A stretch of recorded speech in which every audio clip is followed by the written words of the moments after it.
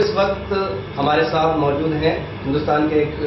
ابھرتے ہوئے شاعر جناب کاوش رضوی صاحب، جو اس وقت انکلیتر گجرات میں موجود ہیں اور آل انڈیا مشاعرہ اور کبھی سمیلن میں شرکت کرنے آئے ہیں۔ آپ ایک نوجوان ہیں، بہت اچھا لگ رہا ہے اور شاعری میں آپ نے دستک دی ہے، تو یہ بتائیے گا کہ آج کا جو مشاعرہ ہے اس میں کیسا محسوس کر رہے ہیں؟ سب سے پہلے تو میں راکٹ آل کے سامعین کو آداب کرنا چاہوں گا،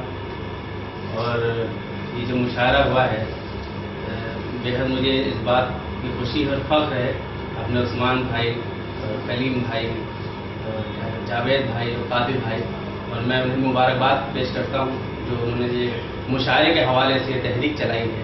کہ بیٹی بچاؤ اور ماحول کی آلودگی کو ختم کرو، ماحول کو صاف کرو۔ میں ان سب چیزوں کے لیے انہیں مبارکباد پیش کرتا ہوں۔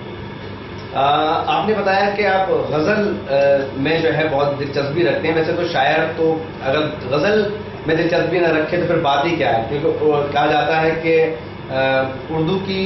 جو ہے اردو شاعری کی جو ہے محبوبہ ہے غزل، اور آپ محبوبہ سے پیار کرتے ہیں، تو ہم چاہیں گے کہ ہمارے سامعین کو کچھ جو اپنی محبوبہ ہے اس کی کچھ جھلک دکھائیے۔ دوستوں، کبھی کبھی یہ ہوتا ہے کہ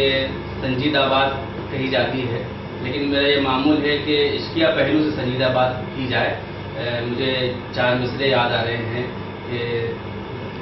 سارے رشتے بھلا کے آیا تھا، اپنی دنیا جلا کے آیا تھا، سارے رشتے بھلا کے آیا تھا، اپنی دنیا جلا کے آیا تھا، تو نے اچھا کیا رلا کے مجھے، میں بھی ماں کو رلا کے آیا تھا۔ بہت خوب، میں بھی ماں کو رلا کر آیا تھا۔ آخر میں آپ کیا کہنا چاہیں گے؟ یہ جو اقدام کر رہا ہے ٹرسٹ اور اس مشاعرے کے ذریعے لوگوں کو پیغام بھی دینا چاہتا ہے، تو آخر میں آپ کا کیا پیغام ہے؟ میں زیادہ کچھ نہیں کہہ پا رہا ہوں، میں اتنا دل میں میری تمنا ہے کہ میں کیا کہوں، اتنے جذبے ہیں اس تحریک کو سن کے، اس تحریک کو دیکھ کے جو میرے دل میں جذبات ہیں وہ میں زبان سے ظاہر نہیں کر پا رہا ہوں، بلکہ بہت بہت مبارکباد پیش کرتا ہوں اور ایک شعر پڑھنا چاہتا ہوں کہ ایک بے بس مجبور غریب کی لڑکی کا، ایک بے بس مجبور غریب کی لڑکی کا، لالچ کے سنسار نے سب کچھ چھین لیا، لالچ کے سنسار نے سب کچھ چھین لیا۔ تو بہت بہت شکریہ ہم سے بات چیت کرنے کے لیے، کاوش رضوی صاحب۔